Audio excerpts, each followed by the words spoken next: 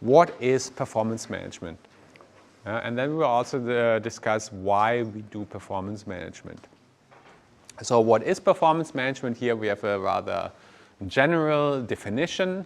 Here a set of regular, ongoing HR activities carried out by managers and supervisors relative to their subordinates to enhance and maintain employee performance toward the achievement of desired performance objectives. A couple of words printed in bold, such as regular, so it means it's repeated and frequently repeated. And also the next related to it is ongoing. It's not just once and then that's it, and we're done with that. It's repeated. And there are different cycles. We'll talk about the cycle later on. And even before a cycle, that's all part. If some people hear performance management, they think mainly about the performance appraisal, evaluation, being evaluated, or someone evaluates someone.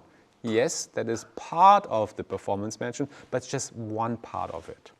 It's a whole process, and the main objective here is that companies, they would like that employees achieve performance. That's why they hire people. They try to hire, they carefully hire people, and it's in their own interest that employees are able to perform highly, to perform well.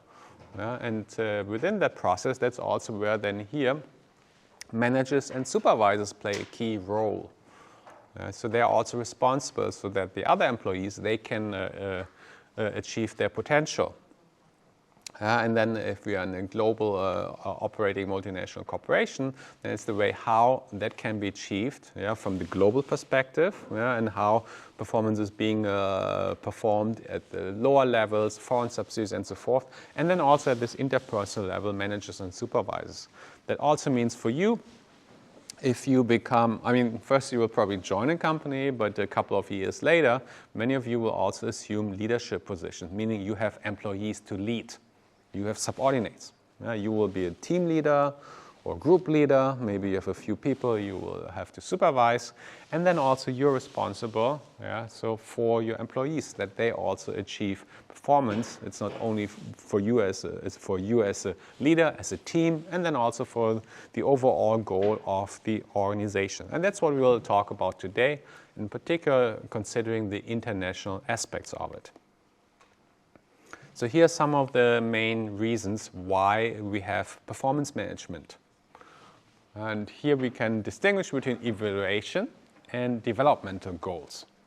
Evaluation, it's also part of performance appraisal. You have to evaluate someone, and that has different also aspects of it. First, very simple, to provide some feedback. Yes, you've been doing very well. You've been a very good employee. You've performed well. You've complete all your tasks and so forth. Or maybe also if there's some deficiencies, then can be discussed. And based on feedback, then also then employees know what is the situation and so forth. And that is also the basis. And that's why performance management is such a sensitive issue, because based on the performance evaluation or performance appraisal, employees will be paid. So we talk about compensation tomorrow. So there are different components of compensation. You have fixed pay and you have variable pay, bonus payments. If employees perform highly, and they may receive some bonus payments, depending on industries and jobs. That can be very substantial. We'll talk about that tomorrow. But as a basis to determine pay, you have performance evaluation. And based on that, you get more pay, less pay, you get promotion or different jobs opportunities, maybe different job assignments. We'll talk also about that today. In a global context, of course, job assignments, that can also imply one of the 4 T's we talked about, transfer. Relocation to a foreign country, expatriation assignments. In the long-term process, that is part of the development goal also, meaning then also having an assignment in a foreign country. And then evaluation goals also, one objective is to identify high potentials, really employees, global talent pools, I think we partly talked about this when we talked about global development, training and development. Because if you think of a large company, so companies, they prepare long-term plans to develop high potentials. And they will be identified in these evaluation, performance appraisals. There are also famous matrices, 2 by 2, high perform, low potential, high potential. And then based on that, individuals can be selected into these global talent pools and then also developed accordingly. That's the positive side. On the negative side also, performance appraisal will also identify low performers. And this is not really the main focus of this lecture, but low performers, depends in which country these employees are based in. Very often that may result in some warning. Or maybe also companies find some ways how also then to train these people, so to lift performance eventually, but also this can result in warning and then maybe also terminations, layoffs, if consecutively employees perform very poorly. And then how companies respond to or how do they deal with low performing employees very substantially across countries. That's one part, evaluation. Status quo and looking into the past, so how employees performed.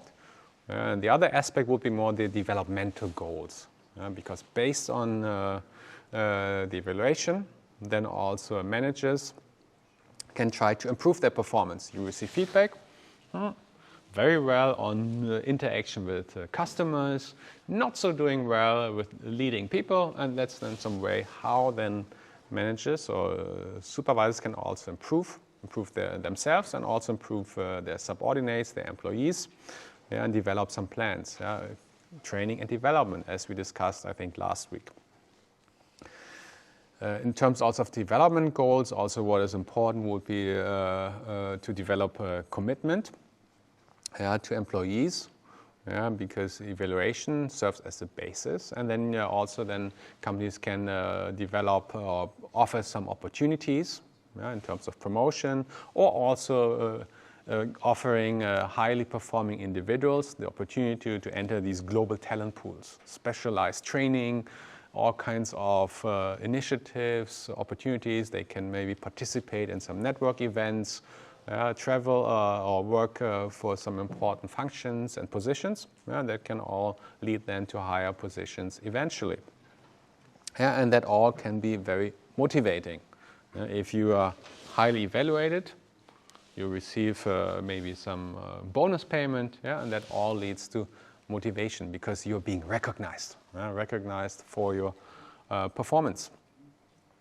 And another more overarching objective would be to align the strategic goals of the organization with also individual goals. At the top management, it's very easy. There's a very close alignment. It's very often also aligned with compensation. If a CEO increases sales by this and that, or a foreign subsidiary manager increases sales of the foreign subsidiary by 10%, he or she may get this and that amount of additional payment. Or if it's about some ethical considerations, implementing new ethical policy, change of corporate culture, or the way employees and others behave, that can also be then attached goals of the organization with individuals.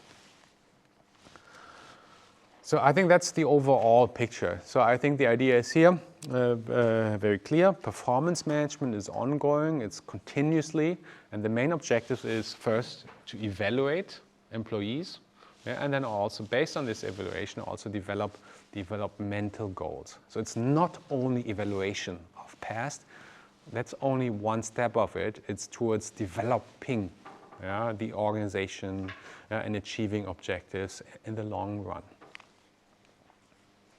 And this both has the negative aspects. We have to screen and evaluate poorly performing, but that's not the main purpose, because organizations, they want to perform, they want to make profits and benefit, And they also want employees to thrive. That's, of course, the main objective, not to lay off people.